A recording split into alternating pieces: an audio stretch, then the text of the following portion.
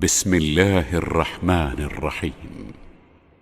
إنما المؤمنون الذين إذا ذكر الله وجلت قلوبهم وإذا تليت عليهم آياته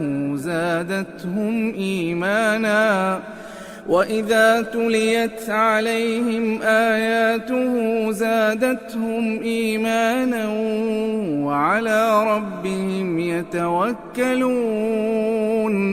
بسم الله. السلام عليكم ورحمة الله وبركاته.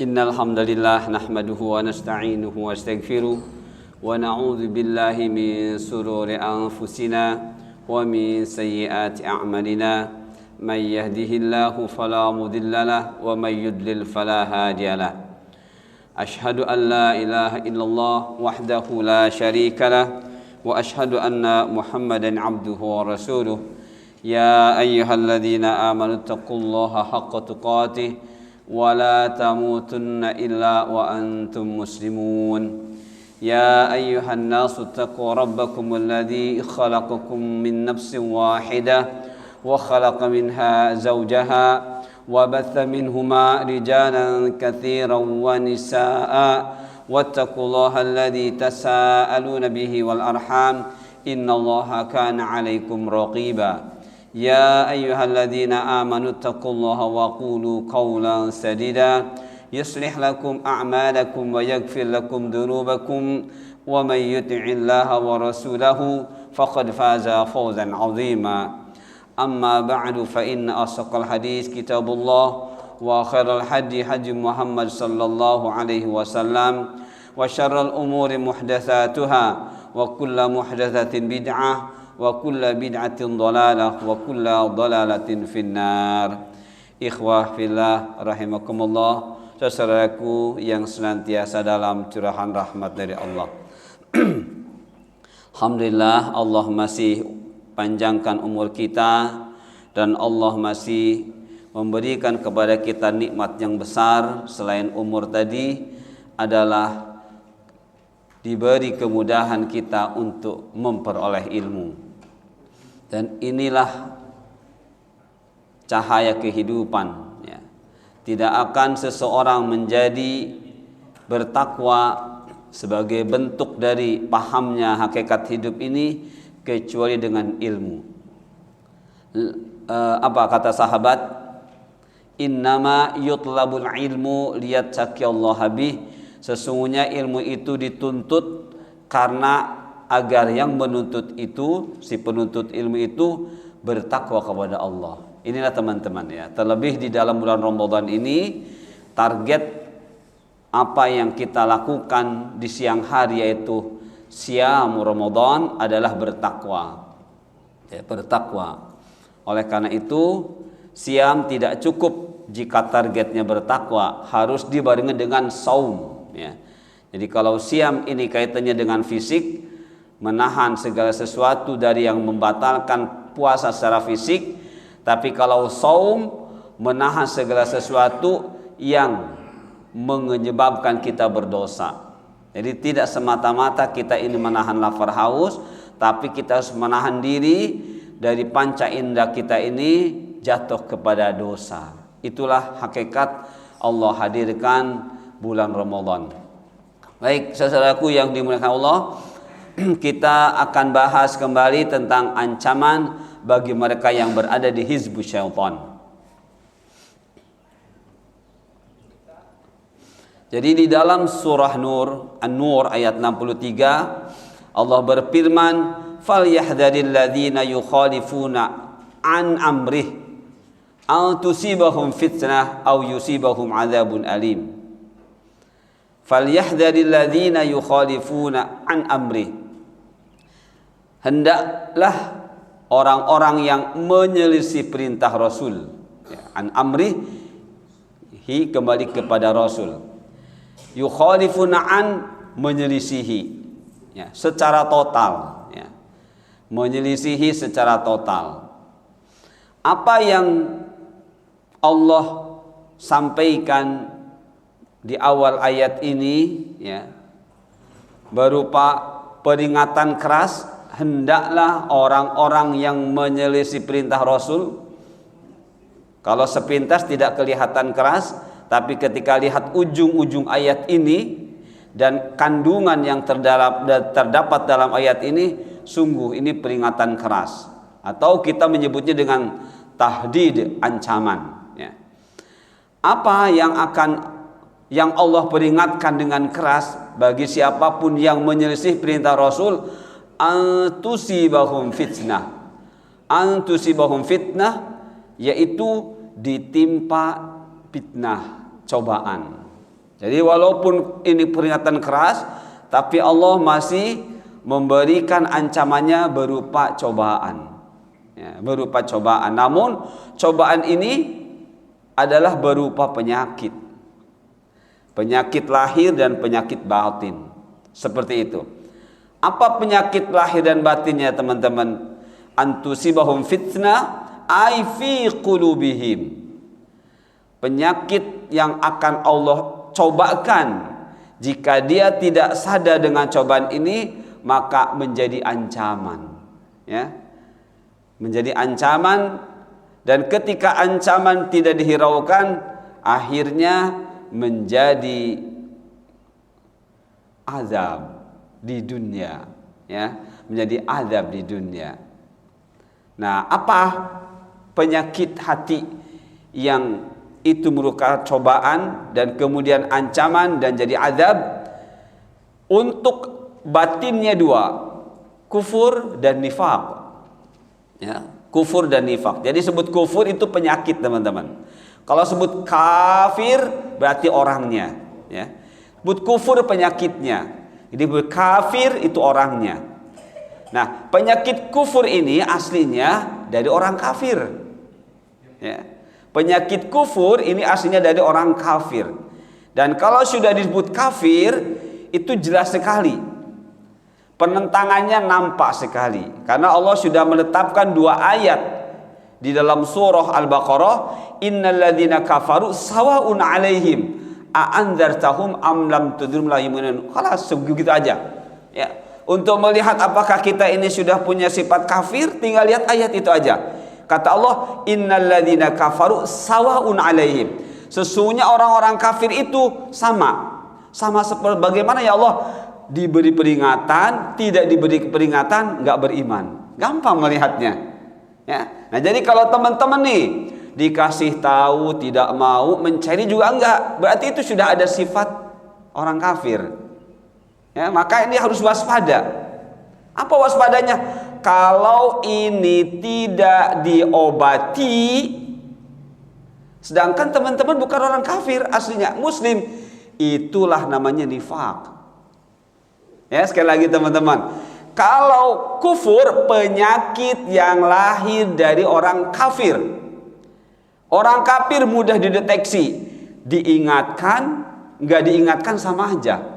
Teman-teman diberitahu harusnya begini, tidak menghiraukannya.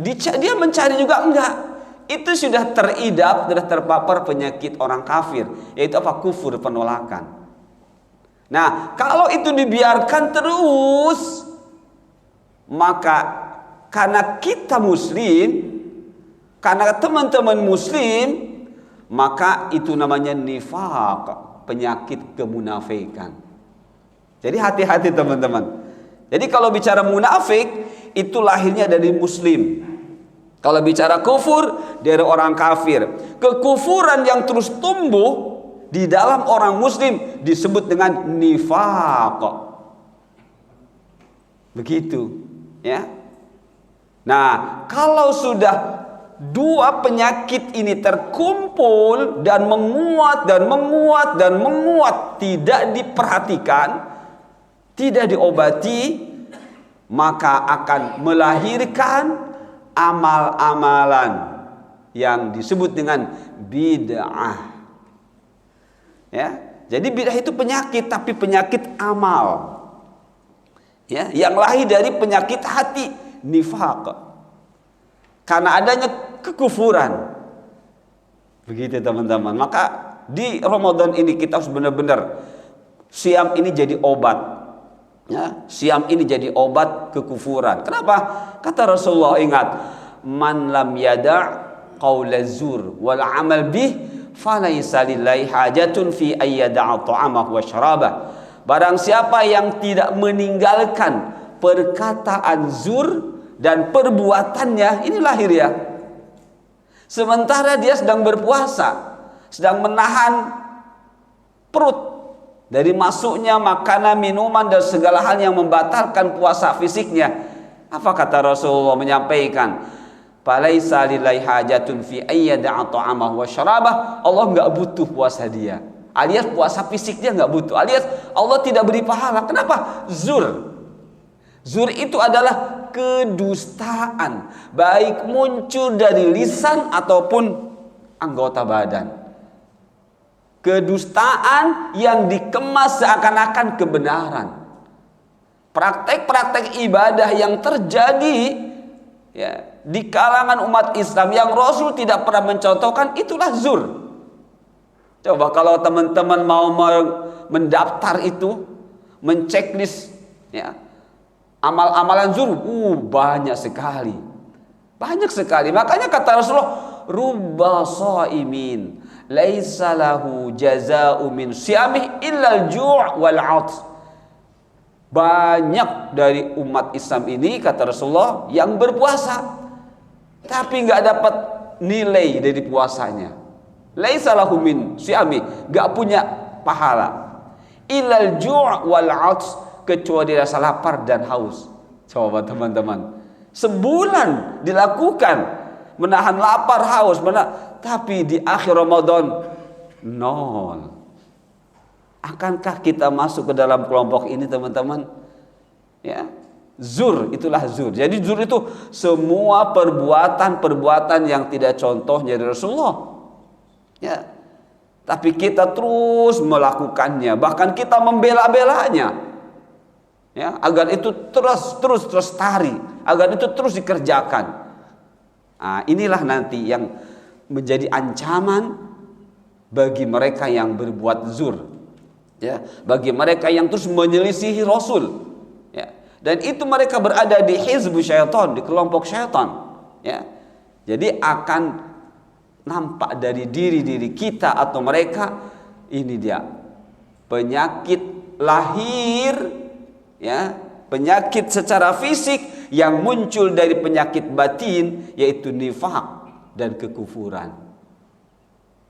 Itu teman-teman ya. Jadi takutlah kita kepada Allah ya, agar kita jangan sampai terkena penyakit bid'ah ya, yang dari sinilah zur bermunculan ya.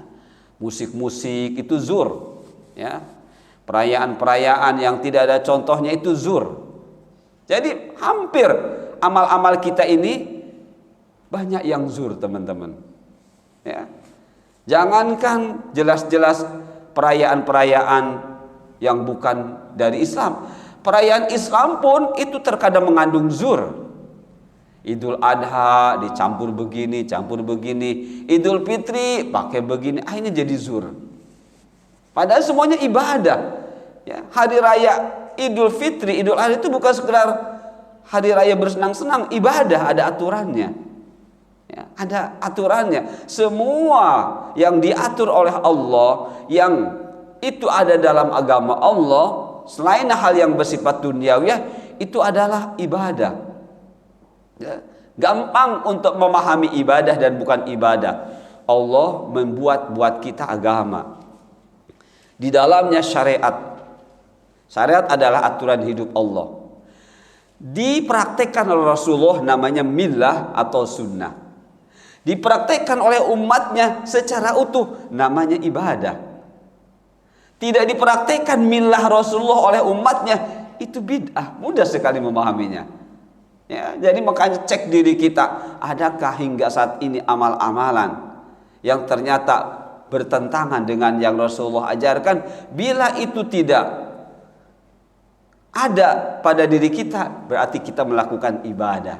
Tapi kalau ternyata ada, kita harus membersihkannya. Kalau tidak, ya akhirnya jadi ini. kita termasuk orang yang kena nifaq, kufur, dan akhirnya amal-amal kita bid'ah. Kalau sudah bid'ah, inilah yang sedang kita bahas, ya. Jadi hizbus syaitan itu pasti pelaku bid'ah. Hizbus syaitan dipastikan pelaku-pelaku bid'ah. Kenapa tadi Rasul tidak mengajarkan kebid'ahan? Rasulullah mengajarkan millah, yaitu praktek dari syariat Allah, sunnah dari praktek syariat Allah. Jadi ketika syariat Allah sudah dipraktekkan, sebutannya dua, teman-teman, bisa millah, bisa syariah. Ketika kita tidak melakukan millah dan syariah, itu pasti bid'ah. Relatif kualitas bid'ahnya seperti apa, yang jelas itu kebid'ahan. Dan inilah ayat yang mengancam. Yukhalifu an, ini artinya menyelisihi Rasul. Menyelisih Rasul. Walau nuqtatan, walaupun satu poin kita selisihi, ya. Dengan begitu berbangganya, tidak apa-apa, selama itu baik. Itu enggak terasa, teman-teman, ya. Itu walaupun tidak, ketauhidan dia hilang. Jadi sehebat apapun teman-teman belajar tauhid, tapi teman-teman tidak paham prakteknya dari millah sebagai kelanjutan dari syariat Allah, itu bisa sia-sia. Apakah mereka ahlu bidah enggak mengenal tauhid? Kenal banget. Bahkan mereka punya thariqah, itu thariqah tauhid, itu thariqah tuh. Ya, thariqah sufiyah itu tauhid. Tapi mereka cukup dengan tahlilan, dengan la ilaha illallah, masuk jadi wali. Padahal tidak seperti itu, teman-teman. Ya, jadi mari mempelajari tauhid sama saja dengan mempelajari millah Rasul, mempelajari prakteknya. Ya, karena orang yang tauhid itu harus taat. Ketika bicara taat, tauhid itu sendiri dan ittiba Rasul SAW. Ya, seperti itu, teman-teman. Jadi inilah yang Allah ancamkan ketika di dunia. Jadi ketika di dunia Allah menggunakan kata-kata fitnah. Dan ketika di akhirat Allah menggunakan kata-kata azabun alim. Ya. Jadi kalau orang sudah terkena bahaya, kena bid'ah, itu lahir dari kemunafikan dan kekufuran, berarti itu sudah kena azab di dunia yang awalnya diancamkan oleh Allah. Karena kita tidak peduli dengan ancaman tersebut, akhirnya kita jadi hizbu syaitan, wal'iyadzubillah. Baik, teman-teman. Baik. Nah, ini dia yang pertama, ya.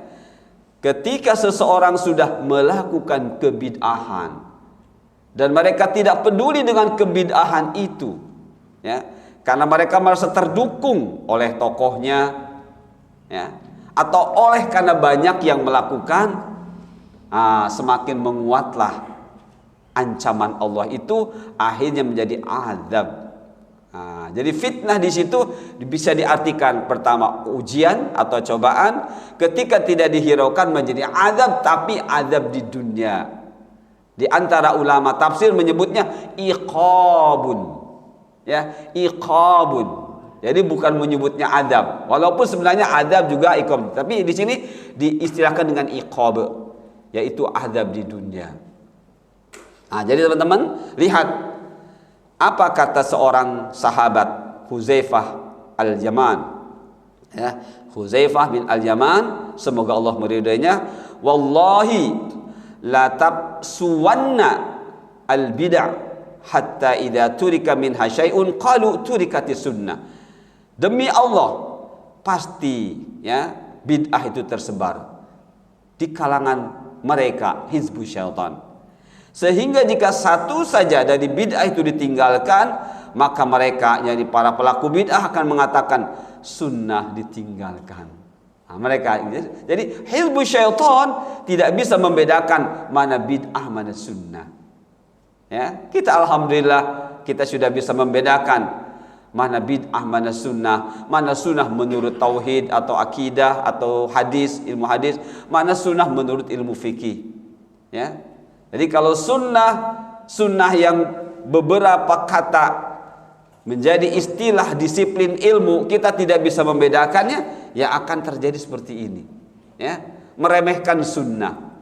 Padahal sunnah itu secara ilmu tauhid atau hadis artinya apa?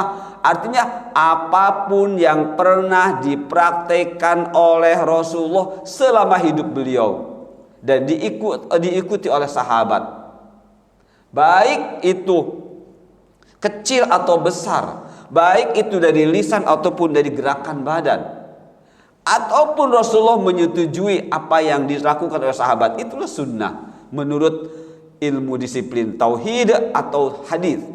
Sedangkan sunnah menurut ilmu disiplin fikih artinya dikerjakan dapat pahala, ditinggalkan tidak mengapa. Ya. Jadi kalau sunnah menurut disiplin ilmu fikih adalah ma yuthabu ala fi'lihi wa la yu'aqabu ala tarki. Amalan yang jika dikerjakan dengan benar Allah beri pahala. Namun bila ditinggalkan dengan catatan tidak meremehkan, Allah tidak memberikan sanksi, alias tidak berdosa. Itulah sunnah. Nah, sunnah yang banyak dipahami di kalangan umat Islam, inilah sunnah yang menurut pengertian ilmu fikih, yang akhirnya meremehkan mereka. Padahal ketika dipelajari tauhid dengan benar, justru amal-amalan sunnah ini akan menjadikan dia tambah didekatkan oleh Allah kepada Allah dengan diberi cinta oleh Allah. Ketika orang sudah dicintai oleh Allah, maka dia akan berusaha, ya, akan berusaha apa? Membuktikan hadis. Kata Allah, maka pendengaranku adalah pendengarannya, penglihatanku adalah penglihatannya, kakiku adalah kakinya, tanganku adalah tangannya. Apa artinya? Kita disuruh oleh Allah untuk menjaga diri agar tidak jatuh kepada dosa, dan ketika jatuh kepada dosa segera bangkit, beramal soleh, istighfar kepada Allah. Nah, itulah teman-teman, ketika kita memahami mana sunnah menurut fikih, mana sunnah menurut ilmu hadis, mana sunnah menurut ilmu akidah. Ketika pelajaran akidah, pelajaran tauhid, pelajaran hadis tidak dipelajari, maka seperti itulah yang ada di fikih dan fikih dan fikih terus. Padahal kalau bicara fikih, ini bicara permasalahan dunia yang tidak akan pernah habis dari luar, direspon oleh usul fikih. Baru kalau tidak direspon dengan baik oleh ilmu usul fikih, hasilnya akan seperti itu. Akhirnya mudah beralasan, ini mah khilafiyah, tenang aja. Itu alasan lagu lama, ya. Jadi orang yang untuk membentengi dirinya dengan alasan khilafiyah, jangan terlalu itu sebenarnya keliru. Ini mah masalah furu'iyah, itu sebenarnya pembentengan diri saja. Untuk apa? Untuk mempertahankan kebid'ahan. Ya, bukan masalah khilafiyahnya sebenarnya, tapi masalah bagyun dalam hati, ketidaksukaan terhadap kebenaran. Nah, itu teman-teman ya. Jadi orang-orang yang sudah terpapar penyakit nifak di dalam hatinya, kekufuran dalam hatinya, maka akan melahirkan dari dirinya penyakit fisik berupa amalan yang bertentangan dengan Rasul yang disebut dengan bid'ah. Wal'iyadzubillah. Ya. Ini yang pertama teman-teman. Allah sudah mengingatkan padahal di dalam surah Al-Anfal ayat 29. Ya. Untuk bisa membedakan mana sunnah, mana bid'ah, ya, itu Allah berikan furqan. Furqan adalah kemampuan untuk membedakan mana yang hak, mana yang batil, mana sunnah, mana bid'ah, ya, mana boleh, mana tidak boleh, ya, mana sunnah menurut fikih, mana sunnah menurut hadis. Allah berikan furqan, tapi dengan catatan, kata Allah harus bertakwa dulu. Ini dia, ya. Harus bertakwa dulu. Sebelum bertakwa harus beriman dulu. Sebelum beriman berarti dia harus mengenal mana kafir, mana munafik. Ya. Kalau tidak mengenal mana kafir, mana munafik, maka imannya akan tidak benar. Akan tidak benar. Nah, makanya teman-teman, untuk memahami makna iman atau kandungan iman secara mudah, iman itu ilmu, dan tidak ada sumber ilmu yang akan membentuk keimanan yang benar kecuali ilmu dari Allah, Al-Quran, hadis. Dengan memahami secara benar, itulah pasti iman yang akan menjadikan kita bertakwa. Jadi seorang tidak akan dapat furqan bila dia tidak bertakwa. Seorang tidak akan bisa bertakwa kalau dia tidak paham iman yang benar. Ya, iman yang benar adalah ilmu yang benar. Ya, salah cari ilmu, ya berarti imannya akan salah.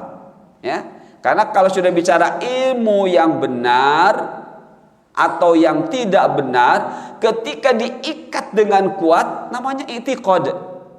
Kalau sudah i'tiqad, namanya keyakinan. Kalau sudah keyakinan, pasti menuntut beramal.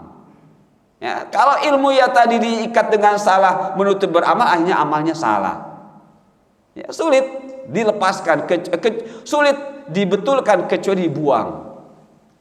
Itulah teman. Jadi jangan sampai ilmu-ilmu yang kita dapati yang nanti akan menjadi i'tiqad atau keyakinan, itu ilmu yang salah.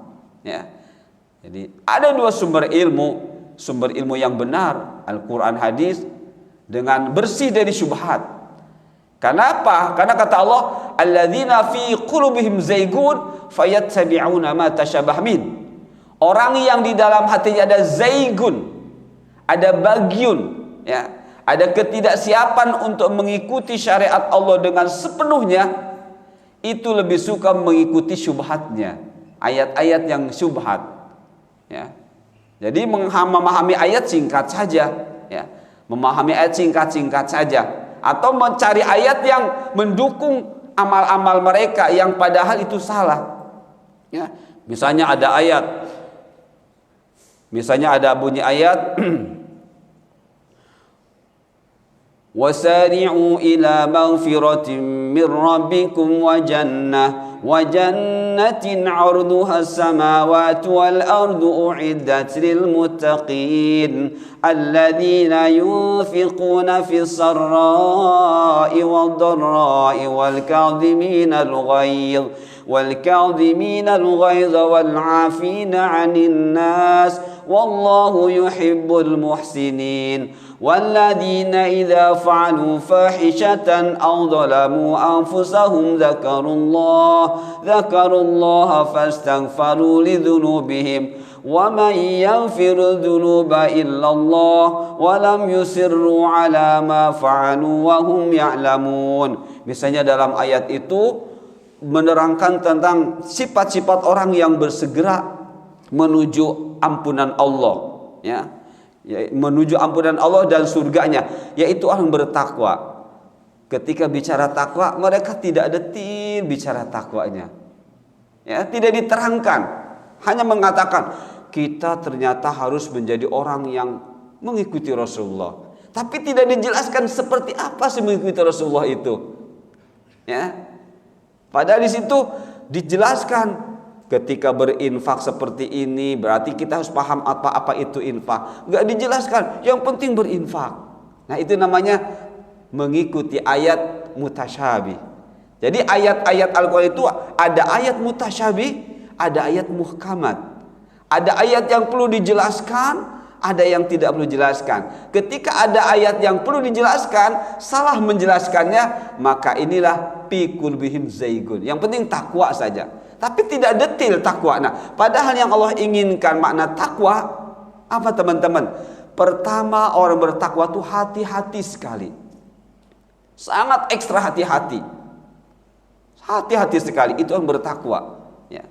Jangan sampai ketidakhati-hatian yang sedikit merusak nilai ketakwaan yang besar. Ya, nah, orang-orang yang fi qulubihim zaygun atau bagyun, yang penting takwa. Apa itu takwa? Menjalankan perintah Allah, menjauhi larangannya. Tidak dijelaskan bagaimana menjauhi larangan, bagaimana mengerjakannya, enggak dijelaskan. Itu namanya tasyabah bin mutasyabih. Seharusnya jelaskan, menjalankan perintah Allah dengan cara mencontoh Rasulnya. Coba kalau sudah begitu mau ngapain lagi? Nggak bisa apa-apa. Melaksanakan perintah-perintah Allah dengan cara mencontoh Rasulnya. Sudah pasti Rasul tidak pernah mengajarkan kecuali kebenaran. Tapi kalau di stop menjalankan perintah Allah, sudah selesai, sudah sholat, sudah. Tapi sholatnya tadi kok nggak benar. Tidak akan mau mereka dikoreksi seperti itu. Nah, makanya itu namanya bagyun atau zaigun. Ya, sepertinya benar, mau ikut Rasul, tapi nggak dijelaskan. Itu namanya mutasyabih. Ayat-ayat ini tidak lepas dari dua itu, teman-teman. Muhkamat, mutasyabih. Yang ketika kita butuh penjelasan seperti ayat ini ayat mutasyabih. Kalau kita menjelaskannya dengan zaigun, dengan bagyun, maka akan lahir tidak bermanfaat, penjelasan yang tidak bermanfaat. Maka teman-teman, sekali lagi ayat ini mengingatkan kita, kalau kita ingin mengaku beriman, carilah ilmu dengan benar. Jangan bosan mencari ilmu dengan benar, dan hati-hati dengan ilmu yang tidak benar. Ya. Nah, ilmu yang benar harus melahirkan ketakwaan. Nah, di antara sifat orang bertakwa tadi sangat hati-hati. Ketika sahabat Rasulullah Umar bin Khattab ditanya oleh seorang sahabat tentang bagaimana takwa, maka Umar bin Khattab bertanya kembali, memang bagaimana takwa itu? Ya. Kemudian sahabat memberikan permisalan, jika engkau, wahai khalifah, pernahkah engkau berjalan di satu tempat yang banyak berduri? Pernah. Bagaimana engkau? Aku jinjit kakiku. Kenapa? Karena hati-hati jangan sampai menginjak duri. Itulah orang bertakwa. Ya. Jadi sekecil apapun berusaha untuk bersikap hati-hati, jangan sampai berdosa. Nah, itu terkadang mereka yang tidak paham, jangankan jelas-jelas dosa, ya. Jangankan hal yang sudah jelas, yang masih diperselisihkan, yang sebenarnya itu harus tinggalkan, mereka nggak menganggap nggak apa-apa. Ya, seperti itu teman-teman. Jadi sekali lagi, Allah akan memberikan furqan kepada siapapun, yaitu kemampuan membedakan hak, mana batil, mana sunnah, mana bid'ah dan sebagainya. Persyaratannya bertakwa. Dan untuk bisa bertakwa, beriman dengan benar. Untuk membuktikan iman yang benar, ilmu yang benar. Ya, ilmu yang benar. Nah, agar juga bisa merasakan furqan itu, ya, maka Allah berikan lagi apa? Takfir wa tagfir. Dibersihkan dan diampuni dari dosa dan kesalahan. Bukti seorang itu diampuni dosa-dosa, dibersihkan dari kesalahan tadi, wasari'u, selalu bersegera menuju ampunan Allah. Ya, karena dia menjaga diri ekstra hati-hati agar tidak jatuh dosa. Allah jatuhkan dia ke dalam dosa, segera bangkit. Itu namanya takfir wa tagfir. Allah ampuni dosa-dosa. Tapi kalau teman-teman nyaman-nyaman saja, ngerokok masih diingatkan, itu berarti belum takfir, belum tagfir. Ya, belum merasakan bahwa itu ampunan dari Allah. Ya, menganggap rokok masih halal saja, padahal ketika kita ngerokok asapnya kemana-mana mengganggu. Nah, orang yang tidak ada ilmu dengan benar, tidak memiliki kualitas ketakwaan secara benar, dia tidak akan merasakan takfir dan tagfir, pembersihan dan pengampunan. Ya, kenapa? Karena tidak memiliki kehati-hatian alias takwa tadi. Nah, Allah penutup masih memberikan kesempatan. Wallahu dzul fadlil azim. Allah memiliki karunia yang besar. Alias Allah tetap selama masih di dunia membuka kesempatan untuk apa? Untuk menjadi ini, meraih furqan dari Allah. Nah, itu teman-teman ya. Maka ingat, fal muttaquna humul muntafi'una bil ayatil qur'aniyah wal ayatil kauniyah. Maka kalau kita ingin mengecek ketakwaan diri kita, para mufassir mengatakan al muttaqun, orang bertakwa itu hum al muntafi'una bil ayatil qur'aniyah. Mereka yang selalu mengambil manfaat dari ayat-ayat Quran. Otomatis disebut hadis atau ayat-ayat qauliyah. Ya. Wal ayatul kauniyah, dan alam semesta ini dipadukan, alam dengan ayat-ayat kauniyah dipadukan. Ketika gelap mulai mendekati diri kita alias malam, mulai berjaga-jaga, pintu-pintu ditutup, jendela-jendela dirapatkan, gitu kan, mulai makanan-makanan ditutup dan lain sebagainya. Muntafi'un. Ketika siang mulai datang, mulai berdoa, ya, sehabis duduk-duduk subuh zikir, mulai siang semakin jelas kita mulai berdoa dengan asbahna wa asbahal mulku alaina, terus seperti itu.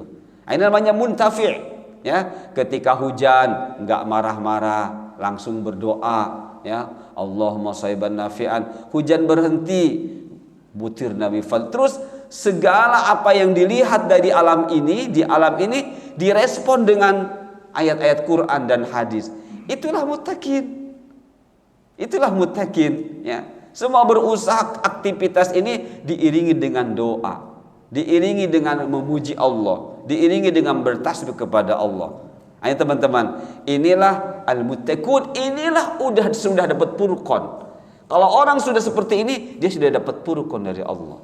Ya, tapi kalau nggak peduli, ya, semua kegiatannya nggak peduli, nggak perlu doa, nggak ngerti doa, ya, maka belum mencapai furqan, ya. Kalau belum furqan berarti belum bertakwa. Kalau belum bertakwa berarti keimanannya masih rusak, belum paham hakikat ilmu. Baik teman-teman, lihat. Ala inna dunya mal'unatun mal'unun ma fiha illa dzikrullah wa ma walahu wa alimun abu ta'alimun. Ya, kata Rasulullah SAW, ketahuilah sesungguhnya dunia ini terlaknat. Apa itu terlaknat? Laknat makna aslinya ib'ad anil haq, anil khair. Dijauhkan dari hak, dijauhkan dari kebenaran, dijauhkan dari kebaikan yang sumbernya dari Allah. Itu namanya laknat, ya. Al-ib'ad anil haq anil khair. Seperti itu. Nah, kalau sudah tidak ada furqan, dia pasti kena laknat. Kenapa? Furqan ilmu yang benar dari Allah. Di luar ilmu yang benar dari Allah, itu pasti laknat.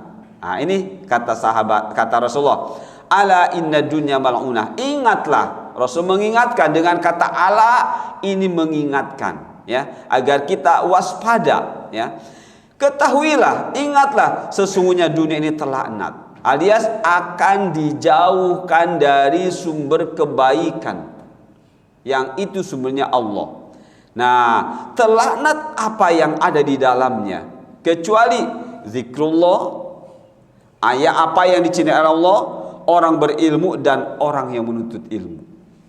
Jadi 4 kelompok ini adalah mereka yang tidak dalam laknat Allah, tapi dalam nikmat Allah atau dalam rahmat Allah. Bedakan antara nikmat dengan laknat. Kalau nikmat adalah ma yuqsadu bihi al-ihsan. Ketika bicara nikmat adalah segala sesuatu yang Allah memberikannya kepada hambanya, yang tujuannya agar dia menjadi orang yang baik. Semua dapat pahala, targetnya dapat pahala dari Allah. Tapi kalau sudah mal'un, laknat, kebalikannya, ya.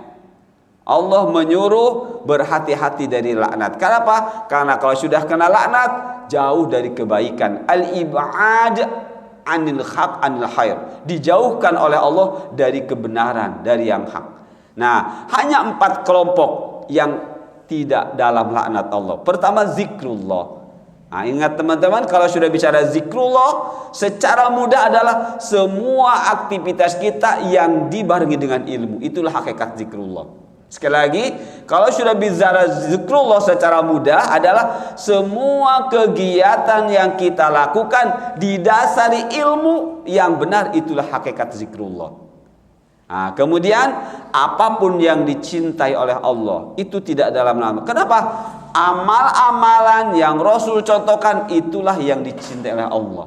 Jadi kalau kita ingin menjadi hamba Allah yang selalu dicintai oleh Allah tadi, ya, beramalah seperti yang dicontohkan Rasul, ya. Kemudian orang berilmu dan yang menuntut ilmu. Jangan lupa teman-teman, walau dalam hadis disebut berilmu, bukan sekedar berilmu, bukan, ya. Dan juga bukan sekedar penuntut ilmu, bukan. tapi ada makna yang lebih dalam. Ini dia. Yang dimaksud berilmu adalah seperti ini. An Sufyan bin Uyainah rahimahullah qala, "Laisal 'alimu alladhi ya'riful khaira minasyarr, innamal 'alimu alladhi ya'riful khaira fayatba'u wa ya'rifu syarra fayajtanibu."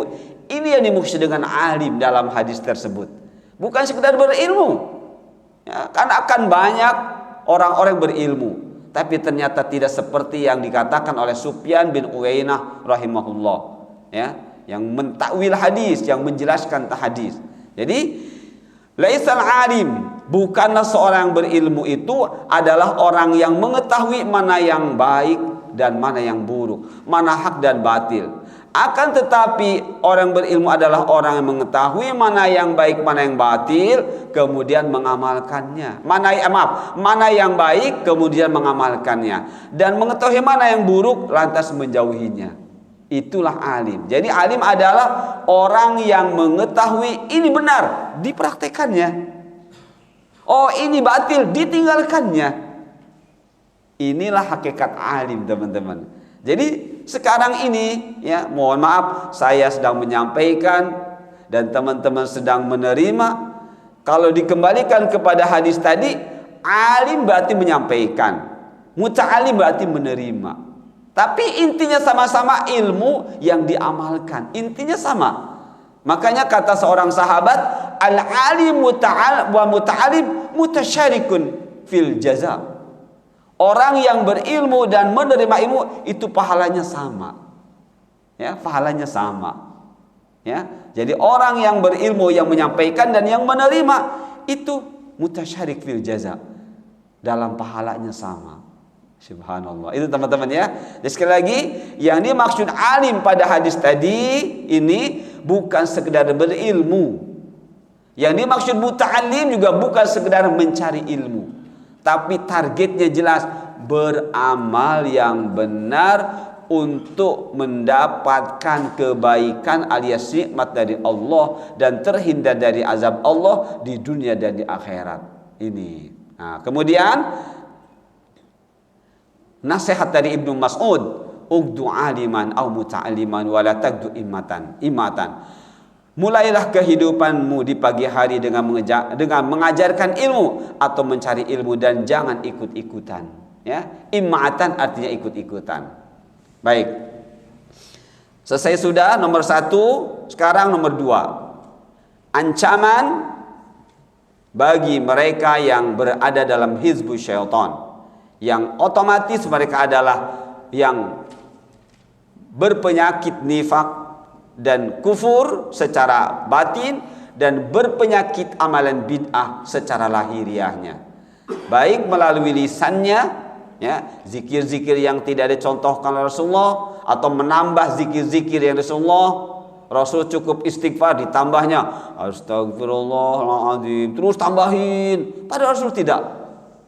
Yang menganggap itu benar dan benar dan benar. Nah, ini hati-hati teman-teman. Karena beragama itu, din itu punya arti apa teman? Ketundukan. Jadi kalau orang beragama harus tunduk. Tunduk itu harus adanya. Karena yang mengajarkan itu Allah, bukan tidak ilmu, sedang juga menguji kita. Ya. Makanya jangan sampai terpancing dengan, wah, logika berpikirnya bagus nih, padahal salah. Ya, logika berpikir yang bagus tuh ikuti seadanya. Ya, logika berpikir yang bagus itu ikuti seadanya yang dalam Al-Hadis. Berusahalah untuk tidak menambah-nambah, dan berusahalah untuk tidak mengatakan baik ini adalah bisa jadikan ibadah kalau Rasul tidak mengajarkan. Itulah logika yang benar. Ya. Nah, baik teman-teman. Jadi ancaman kedua, laknat Allah, malaikat dan manusia. Nah, kata seorang sahabat di sini katakan, dan telah menceritakan kepada kami Hamid bin Umar, telah menceritakan kepada kami Abdul Wahid, telah menceritakan kepada kami Asim. Ia berkata, aku bertanya kepada Anas bin Malik, apakah Rasulullah SAW juga telah menjadikan Madinah sebagai tanah haram? Ia menjawab, ya, yaitu dalam batas ini sampai ke sini. Siapa yang berbuat dosa, maksudnya kebid'ahan, di dalamnya Anas berkata dengan tegas, maka dia akan mendapat laknat Allah, laknat malaikat, dan laknat manusia seluruhnya. Allah tidak akan menerima taubat dan pembayaran dendanya, kata Ibnu Anas, ya, dengan tambahan atau melestarikan dosa dan maksiat, alias mendukung kebid'ahan, ya, alias mendukung. Jadi ada yang membuat bid'ah, ada yang melakukan, ada yang mendukung. Saya memang nggak ikut, tapi dia mendukung, mengiyakan, sama semua dalam laknat. Jadi intinya sini dalam hadis ini kita diingatkan jangan membuat bid'ah, ya, jangan membuat bid'ah, jangan melakukan kebid'ahan, jangan juga mendukung kebid'ahan. Nah, orang-orang seperti ini maka berada dalam laknat Allah, malaikat, dan manusia secara mayoritas, khususnya mereka yang beriman, yang paham hakikat bid'ah. Nah, teman-teman, jadi ini di Madinah, makanya Madinah juga sebut Haramain, ya, Makkah dan Madinah. Jadi Rasulullah mewanti-wanti jangan sampai terjadi kebid'ahan. Kalau ada kebid'ahan, mal'unun, mereka dilaknat oleh Allah, dilaknat oleh malaikat, dan dilaknat oleh seluruh manusia, khususnya yang beriman.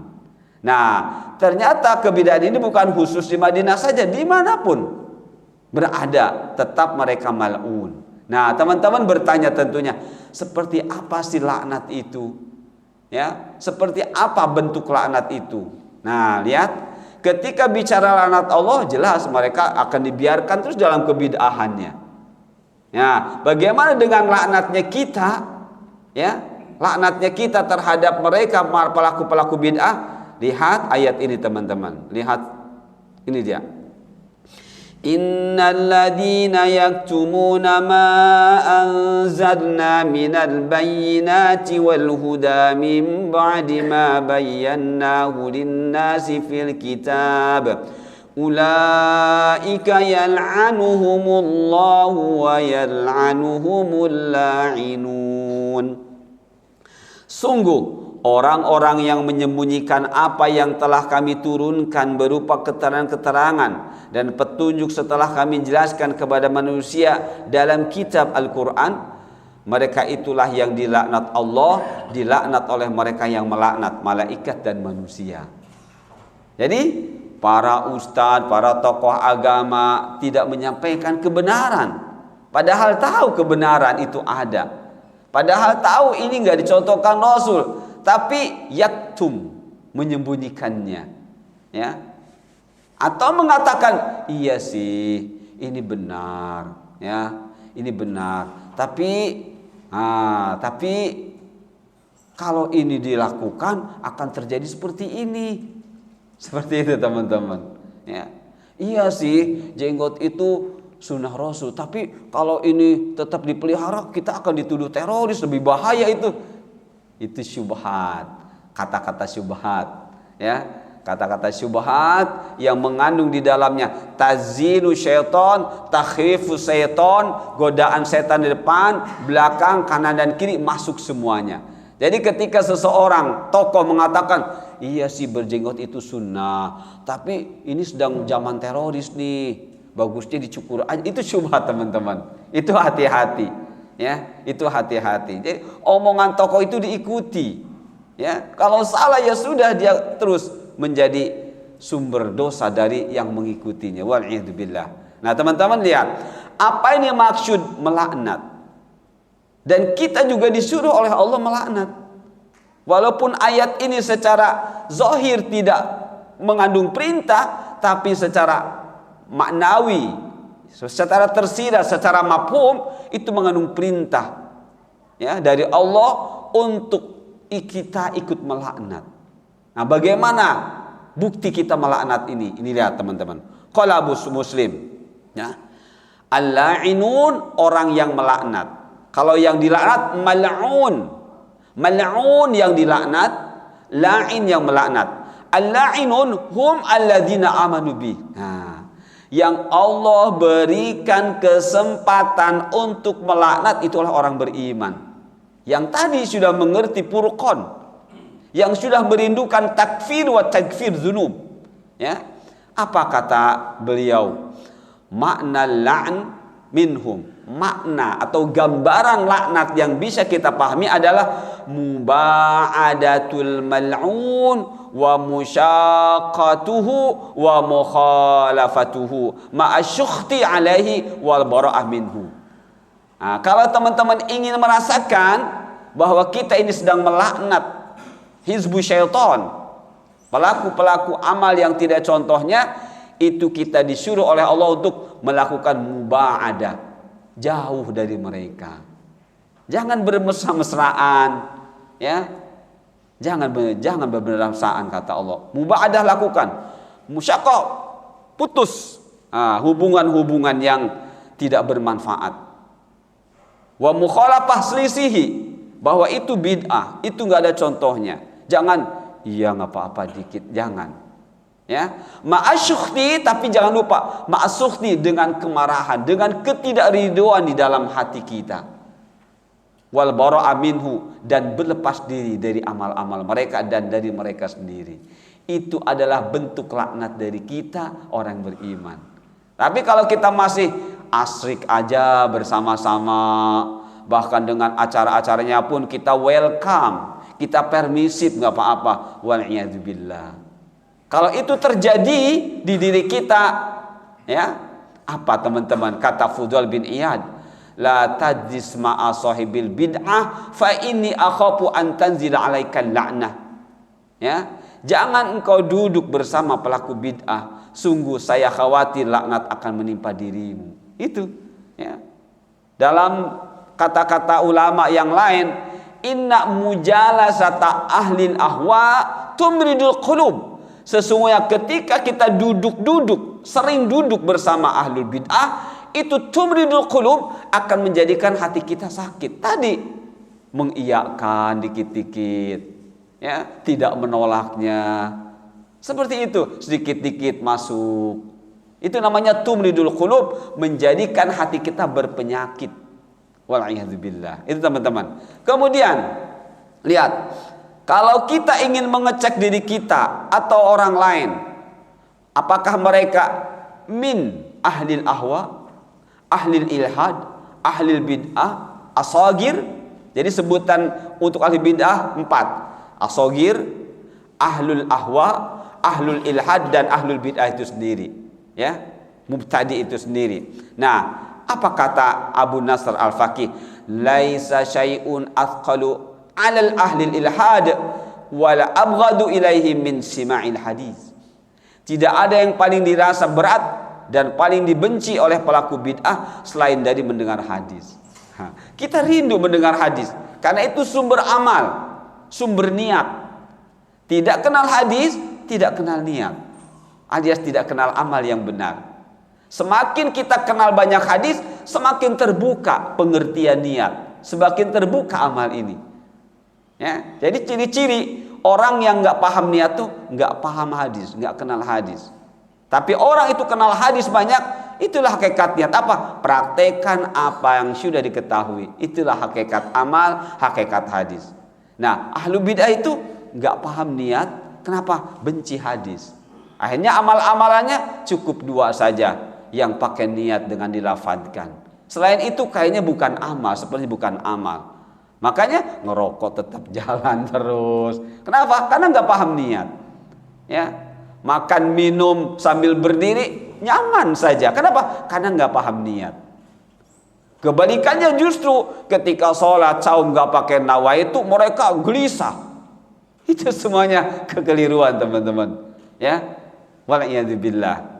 Nah, lihat, keimanan yang benar yang tumbuh di hati orang beriman itu tidak akan menumbuhkan kecintaan kepada musuh Allah. Iman yang benar hanya akan menumbuhkan cinta kepada mereka yang sama mencintai Allah, hizbullah. Jadi tidak akan bersatu hati orang beriman dengan hati musuh Allah. Apabila hati orang beriman, lihat teman-teman, apabila hati orang yang beriman menumbuhkan cinta kepada musuh Allah, maka satu akan menghasilkan kemunafikan pada orang beriman tersebut. Dua, orang yang beriman tersebut telah melakukan kemaksiatan yang besar kepada Allah. Maka tadi itu adalah bentuk laknat orang beriman kepada hizbuz syaitan, ya, pelaku itu harus mubahadah, harus menjauhi. Kalau kita berusaha mendekati, ya, seakan-akan saya ingin mendakwahi mereka, justru dikhawatirkan ini dia memapar diri kita. Apa? Kita jadi terpapar kemunafikan. Dan kemudian kita berarti sedang bermaksiat besar kepada Allah. Nah, seperti itu teman-teman ya. Saya baca sekali lagi, keimanan yang benar yang tumbuh di hati orang yang beriman itu tidak akan menumbuhkan kecintaan kepada musuh Allah. Iman yang benar hanya akan menumbuhkan cinta kepada yang sama mencintai Allah, Hizbullah. Jadi tidak akan bersatu hati orang beriman dengan hati musuh Allah. Apabila hati orang beriman menumbuhkan cinta kepada musuh Allah, maka satu, akan menghasilkan kemunafikan pada orang yang beriman tersebut. Dua, orang yang beriman tersebut telah melakukan kemaksiatan yang besar kepada Allah. Wal'iyadzubillah. Nah, baik teman-teman. Tiga, amal-amalnya tertolak. Ya, amal-amal tertolak. Ya. Man ahdatsa fi amrina hadza ma laysa minhu fahuwa raddun. Rasulullah bersabda, barang siapa mengada-adakan dalam urusan agama kami ini yang bukan darinya, maka ia tertolak. Alias siapa yang melakukan amal-amal kemudian dianggap ini satu ibadah, ya, satu ibadah padahal Rasul tidak pernah mengajarkannya, maka ini raddun ay mardudun, ditolak, ya, alias berdosa. Ini teman-teman, kalau teman-teman belajar hadis-hadis, ya, kitab-kitab hadis itu banyak dan rata-rata dimulai dengan innamal a'malu binniyat. Ya, innamal a'malu binniyat. Sesungguhnya amal-amal itu tergantung niatnya. Ini sebenarnya hadis ini secara implisit itu mengandung makna seperti itu. Jadi di dalamnya mengajarkan kepada kita tentang beramal yang benar, yaitu dengan niat. Innamal a'malu binniyat, sesungguhnya amal-amal itu hanya akan bisa punya nilai dengan niat. Dan niat itu apa? Niat itu adalah keinginan untuk membuktikan secara praktek apa yang sudah kita ketahui dari hadis-hadis Rasul, dari ayat-ayat Allah. Jadi ketika berniat itu targetnya apa? Mempraktekkan. Mempraktekkan apa yang sudah kita ketahui. Makanya tadi semakin kita nggak kenal hadis, semakin kita nggak kenal ayat, nggak bakal bisa berniat. Kenapa? Apa yang mau dipraktekkan? Nggak ada pengetahuan tentang amal-amal. Tapi kalau teman-teman belajar hadis, kemudian mendapati amal-amal, mendapati dari hadis informasi, misalnya Ramadan ini ittaqun nar walau bisyiqqi tamrah. Ya, ittaqun nar walau bisyiqqi tamrah. Kata Rasulullah, lindungi, selamatkan dirimu dari neraka walaupun dengan sepotong dari satu biji kurma. Artinya apa? Kita berarti Rasulullah menyuruh kita bersedekah, dan sedekah ini tujuannya agar kita bisa diselamatkan oleh Allah dari neraka walaupun hanya dengan sedikit makanan. Apa yang teman-teman bicarakan, pahami, ini niat bahwa untuk mendapatkan amal di antara dengan tumbuhkan keinginan melakukan apa yang kita pahami dari hadis ini apa? Bersedekah walaupun kecil. Itu namanya niat. Muncul waktu, tiba waktunya, punya satu makanan, datang teman pas buka puasa lagi, kita bagi dua ya. Perlu nggak teman-teman mengatakan nawaitu? Perlu nggak? Nggak perlu kan? Nggak perlu mengatakan saya niat memotong makanan satu jadi dua, saya berikan kepada teman untuk saya selamat. Perlu nggak? Nggak perlu. Langsung aja dipotong. Bismillah teman-teman. Itulah hakikat niat teman-teman. Makanya semakin tidak kenal hadis, semakin tidak pernah kenakan ayat, tidak akan pernah kenal namanya niat. Jadi hakikat niat adalah keinginan yang kuat untuk mempraktekkan dari apa yang sudah kita ketahui terkait dengan hadis dan ayat. Semakin banyak hadis kita kenal, yakinlah semakin bernilai hidup kita. Karena itu sumber niat. Baik teman-teman ya.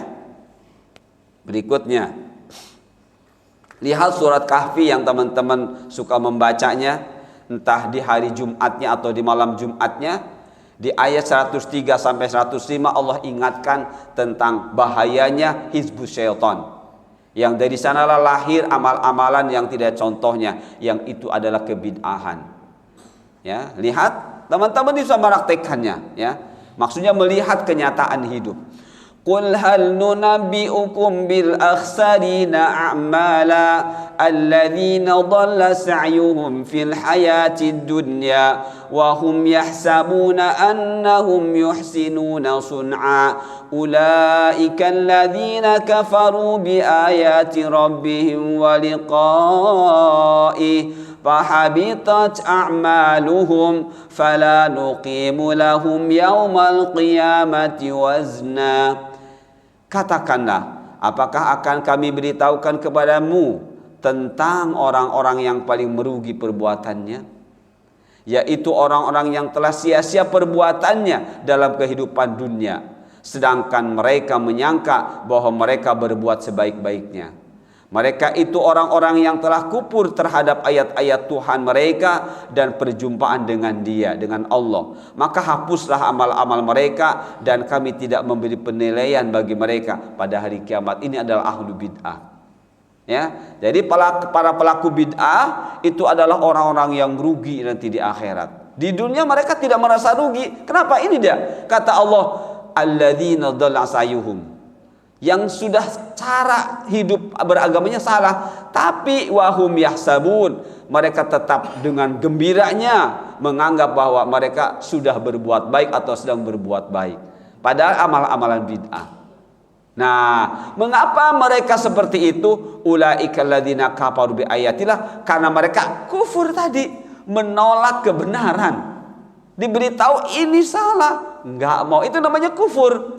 Walaupun secara akidah dia tetap muslim, tapi secara amal dia adalah sudah kufur, sudah berbuat amal-amal orang-orang kafir. Nah, kalau sudah begitu, mereka pun sebenarnya menolak, ya, tidak percaya akan adanya pertemuan dengan Allah. Walaupun mereka, saya bersumpah, saya yakin kita akan bertemu Allah, tapi kita lihat kenyataannya, lihat prakteknya. Beramal benar tidak? Ketika tidak beramal benar, sama nilainya dengan tidak percaya akan bertemu Allah. Ini teman-teman. Jadi kalau teman-teman percaya, yakin akan bertemu Allah, buktikan apa? Jangan lakukan amal-amal yang berselisih dengan Rasul. Jangan lakukan. Kalau itu dilakukan, ayat sudah jelas ini. Ya, ayat sudah jelas. Seperti itu. Allah tidak akan memberi nilai. Ya, Allah tidak akan memberi nilai, tidak memberi pahala. Nah, teman-teman ya. Jadi sekali lagi silakan teman-teman baca kulit tafsirnya dalam surah Al-Baqarah, dan nanti akan ketemu ayat-ayat yang lain untuk memperkuat tafsiran ini. Berikutnya, di akhirat akan dihitamkan wajahnya. Yauma tabyaddu wujuhu wa taswaddu wujuh. فَأَمَّا الَّذِينَ اسْوَدَّتْ وُجُوهُهُمْ أَكَفَرْتُمْ بَعْدَ إِيمَانِكُمْ فَذُوقُوا الْعَذَابَ بِمَا كُنْتُمْ تَكْفُرُونَ. Pada hari ada wajah yang putih berseri, dan ada pula wajah yang hitam muram. Adapun orang yang berwajah hitam muram, kepada mereka dikatakan, mengapa kamu kafir? Itu dia. Kenapa kamu tolak ajaran Rasulku? Ya, kenapa kamu tolak? Ya, penolakanmu menyebabkan wajahmu hitam, kata Allah. Ya, karena itu rasakanlah adab disebabkan kekafiran. Tafsirnya, ya, teman-teman bisa diantaranya lihat tafsir Ibnu Katsir.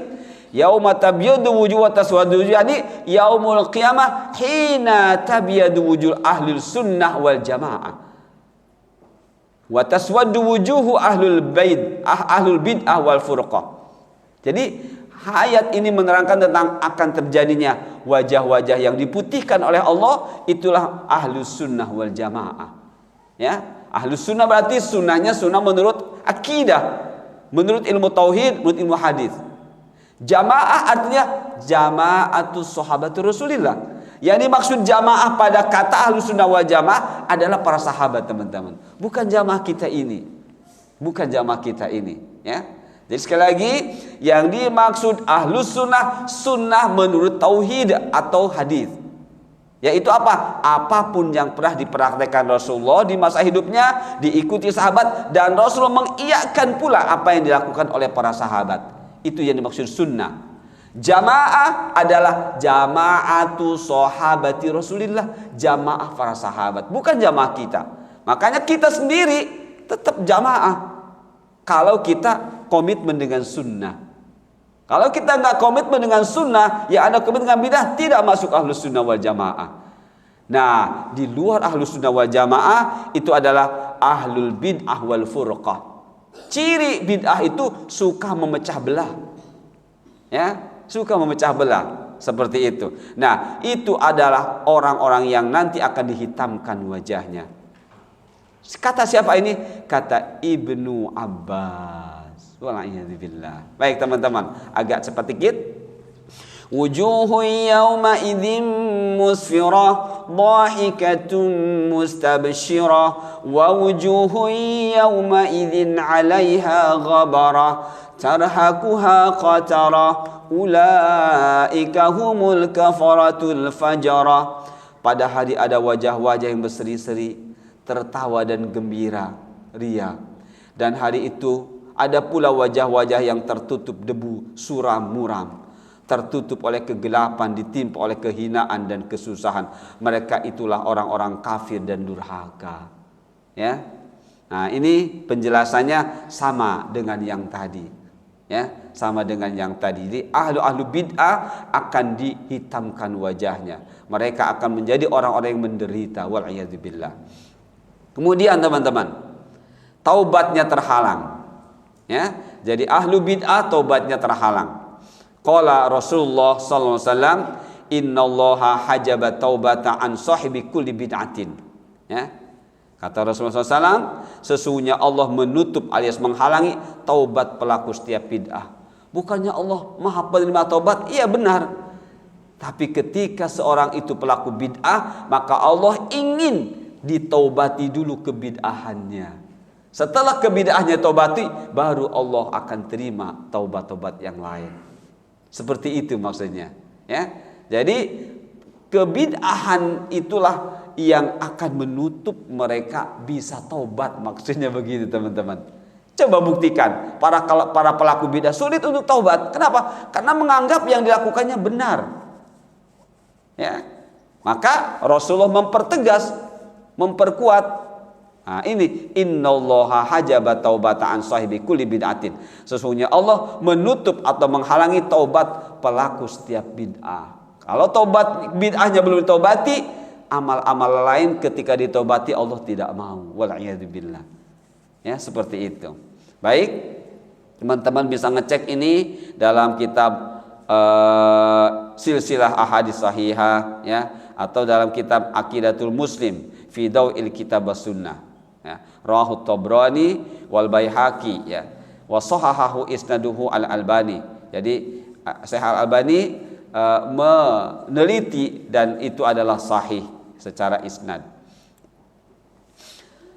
Al bid'atu ahabbu ila iblis minal ma'siyah, fa innal ma'siyata yutabu minha wal bid'ah la yutabu minha. Perbuatan bid'ah lebih disukai oleh iblis daripada perbuatan keji. Karena perbuatan keji bisa mendorong pelakunya bertaubat, sedang bid'ah tidak demikian. Jangan lupa teman-teman, ketika bicara fahsya itu namanya keji, seperti perbuatan-perbuatan yang bersifat duniawiyah.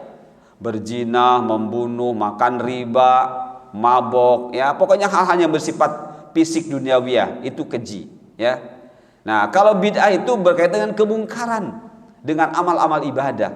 Jadi, pada prinsipnya kita melihat amal itu secara ijmal, secara singkat ada dua.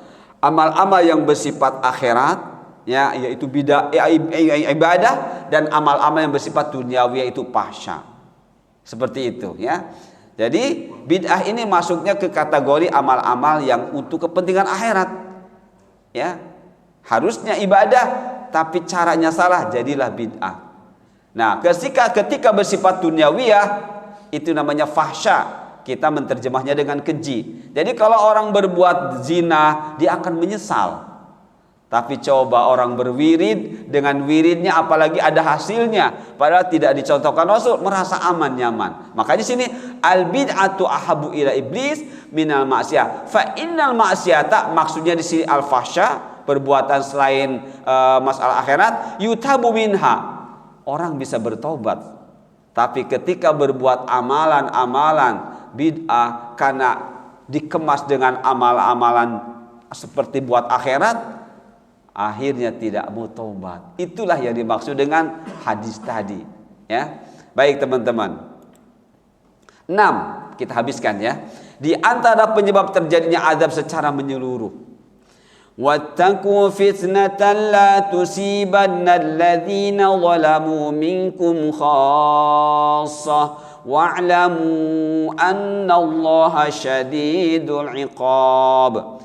Dan peliharalah dirimu dari siksaan yang tidak hanya menimpa orang-orang yang zalim saja di antara kamu. Ketahuilah bahwa Allah sangat keras siksaannya. Jadi akan ada waktunya, akan ada masanya Allah mengazab secara massal. Ya, di dalamnya banyak orang-orang yang saleh, banyak orang-orang yang taat. Tapi Allah tetap memberikan azab itu secara massal. Nah, perhitungannya kepada Allah. Mengapa demikian? Karena banyaknya pelaku-pelaku kemungkaran alias pelaku-pelaku bid'ah. Ya. Ketika itu pula banyak yang tidak mengingatkan bahwa ini adalah kemungkaran, ini adalah kebid'ahan. Makanya tadi sikap orang yang beriman ketika kita tidak mampu mengingatkan secara langsung tadi mubaadah, ya, jauhi mereka, ma'asukhti dengan kebencian, dengan ketidakridhoan. Jadi jangan segera menjauhi, tapi mubaadah wa mukhalafah ma'asukhti wal bara'ah minhu, dengan kebencian, kemurkaan, ketidakridhoan dan berlepas dari mereka. Kalau kita tidak bisa langsung. Nah, makanya jadi tokoh-tokoh dunia ini punya tanggung jawab besar. Makanya dalam keterangan lain Rasulullah takut kepada apa? A'immatul mudilin, tokoh-tokoh yang menggiring kepada kesesatan. Walaupun mereka bukan tokoh agama, tokoh dunia, tapi mendukung kebid'ahan. Itulah yang Rasulullah takutkan, teman-teman. Ya. Nah, lihat penjelasan hadisnya ini.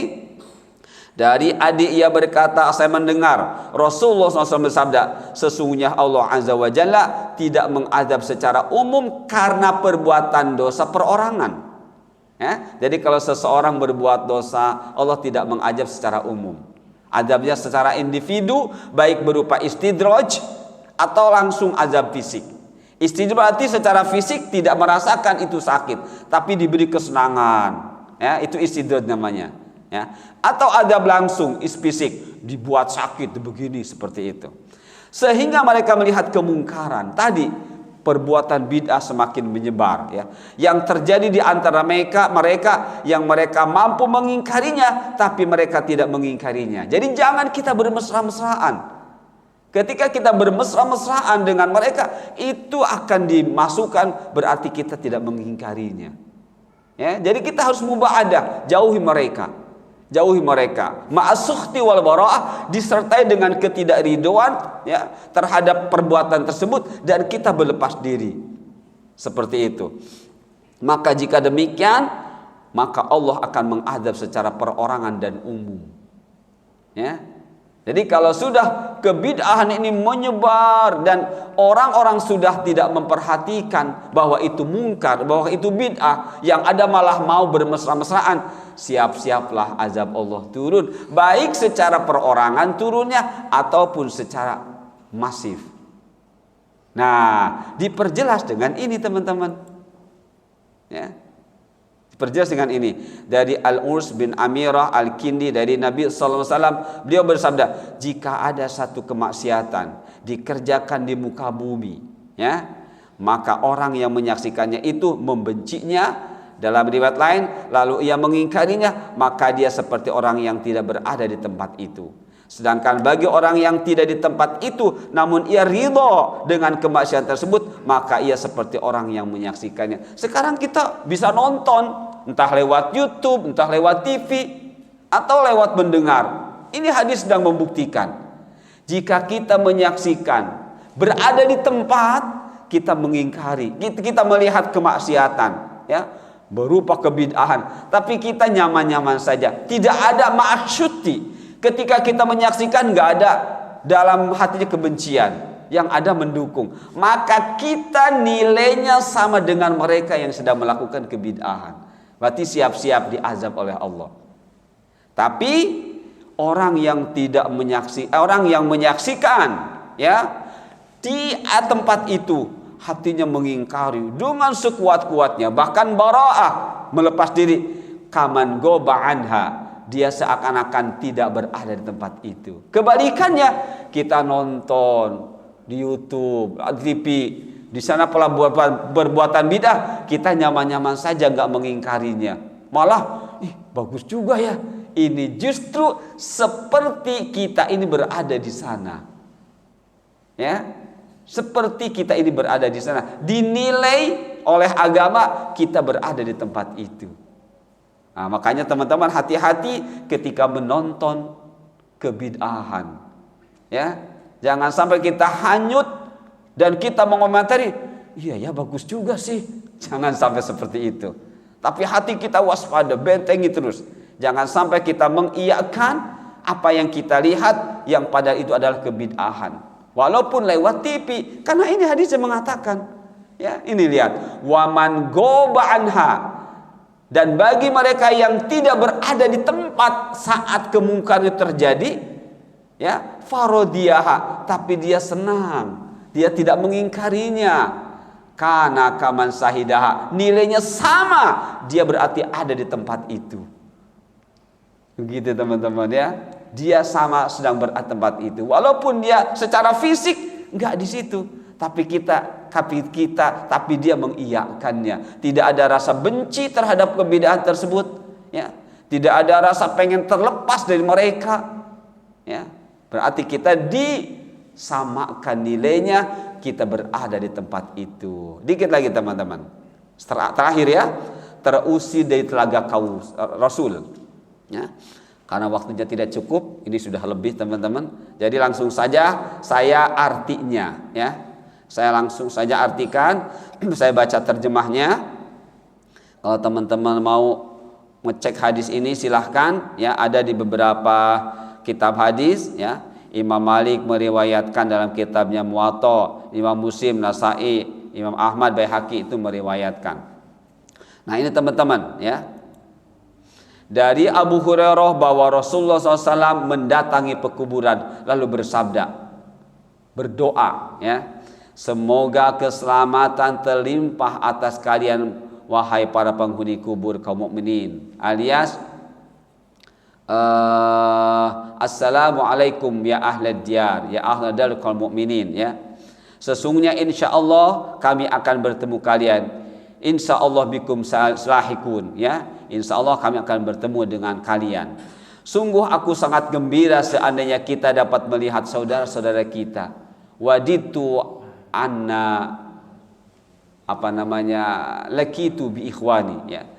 Jadi Rasulullah sudah merindukan pertemuan dengan para umatnya yang di akhir zaman, ya, dengan mengatakan ikhwan. Di sini Rasul mengatakan ikhwan, ya. Rasulullah sudah membayangkan betapa senangnya kalau saya bertemu dengan ikhwan, ya, dengan saudara-saudara saya. Maka kata para sahabat ketika saya mengatakan ikhwan, sahabat bertanya, lewat merespon langsung, bukankah kami semua saudaramu? Awalasna ikhwanak, bukankah kami ikhwan engkau wahai Rasulullah? Rasul mengatakan, kamu semua adalah sahabatku, antum ashabi, antum ashabi. Sedangkan saudara-saudara kita adalah mereka yang belum kita temui. Alladzina lam ya'tu ba'd. Ikhwan kita adalah mereka yang belum datang. Kalian itu sahabatku. Sebenarnya kalau sahabat selama mengikuti Rasul itu pasti ikhwan. Tapi ikhwan belum tentu sahabat. Jadi sahabat adalah mereka yang setiap hari bertemu. Terlebih mereka pakai iman. Kalau nggak pakai iman tetap disebut sahabat, tapi bukan sahabat ikhwan. Ya. Jadi ketika mereka bertemu, baik bertemunya melihat dengan mata atau tidak, apalagi mereka beriman, itulah sahabat yang hakiki Rasulullah. Ketika mereka tidak beriman, itu juga sahabat tapi secara bahasa. Nah, ikhwan inilah yang Rasulullah maksudkan, yang mereka mengikuti ajaran Rasul. Itulah ikhwan. Ya, yang Rasulullah rindukan dalam hadis ini adalah mereka umatku di akhir zaman yang tidak bertemu denganku dan juga para sahabat, tapi mereka beramal seperti yang aku amalkan dan para sahabat amalkan. Itulah ikhwan. Nah, itulah ikhwan. Itulah yang dirindukan oleh Rasulullah. Jadi mereka yang melakukan bid'ah, ikhwan bukan ikhwan Rasul. Itu bukan ikhwan Rasul. Dan mereka tidak menjadi orang-orang yang dirindukan pertemuannya oleh Rasul sallallahu alaihi wasallam. Nah, teman-teman, kamu semua adalah sahabatku, sedangkan saudara-saudara kita adalah mereka yang belum kita temui. Sahabat bertanya lagi, bagaimana engkau bisa mengenali mereka yang belum bertemu dari umatmu wahai Rasulullah? Beliau menjawab, bagaimana menurut kalian andai seseorang mempunyai seekor kuda yang berbulu putih di dahi serta di kakinya, dan kuda itu berada di tengah-tengah sekelompok kuda yang hitam legam, apakah dia akan mengenali kudanya itu? Para sahabat menjawab, tentu wahai Rasulullah SAW. Beliau bersabda lagi, maka mereka datang dalam keadaan muka dan kaki mereka putih bercahaya karena bekas wudu. Karena bekas wudu. Aku mendahului mereka ke telaga. Ingatlah, ada golongan yang dihalangi dari datang ke telagaku, sebagaimana halaunya unta-unta sesat. Aku memanggil mereka, kemarilah kamu semua.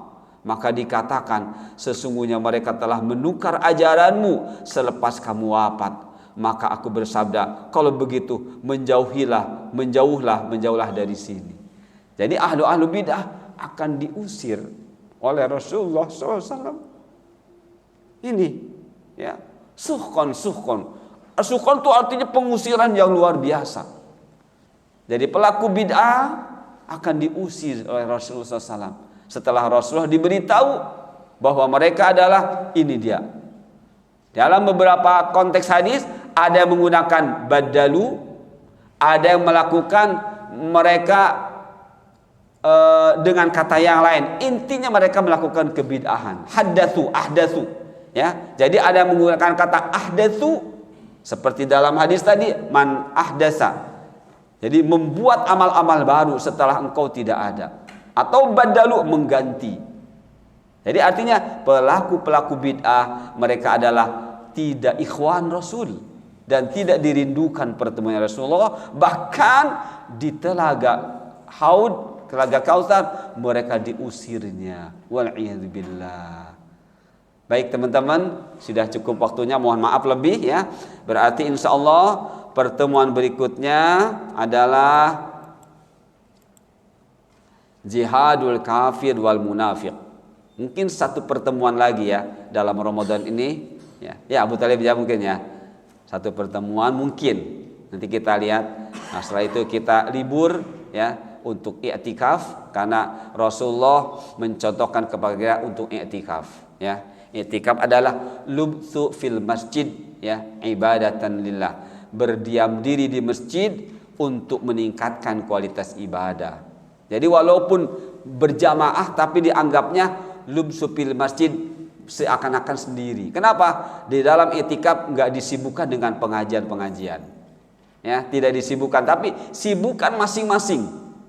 Sibukan masing-masing dengan ibadah kepada Allah, dengan baca Quran, zikir, mengevaluasi diri. Tidak disibukkan dengan seperti ini di saat i'tikaf itu. Kalau teman-teman punya waktu luang bisa full sehari 10 hari 10 malam bagus. Tapi bagi teman-teman yang sudah punya akad kerja dengan kantor dan tidak diizinkan, ya sebisanya. Ya, maghribnya teman-teman baru bisa, nggak apa-apa sampai subuh. Ya, bisanya dari jam nggak apa-apa. Ya, walaupun mungkin 1 jam. usahakan ada i'tikaf. Ya. Tempat i'tikaf itu kalau yang lebih utama Masjidil Jami'. Masjid Jami' di sini masjid yang digunakan untuk Jumat. Namun ternyata ulama-ulama melihat dari wala tubashiruhunna wa antum aakifuna fil masajid. Jangan kalian mendekati wanita-wanita kalian untuk berhubungan badan saat kalian sedang beriktikaf di masjid-masjid. Nah, dari kata masjid-masjid ini umum. Selama masjid ini bisa digunakan untuk sholat berjamaah, walaupun belum Jumat, boleh. Walaupun tetap utamanya yang sudah digunakan Jumat. Andai teman-teman kejauhan, ya, tapi di sekitar masjid, ada di sekitar rumah, ada masjid yang memang alhamdulillah digunakan untuk sholat 5 waktu, maka ulama-ulama mengatakan boleh seperti itu. Ya. Jadi mudah-mudahan paling satu pertemuan lagi, setelah itu teman-teman sibuk dengan i'tikaf.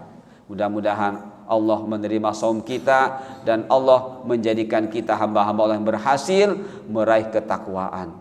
Itu saja teman-teman. Subhanakallahumma bihamdika asyhadu an la ilaha illa anta astaghfiruka wa atubu ilaik. Wassalamualaikum warahmatullahi wabarakatuh.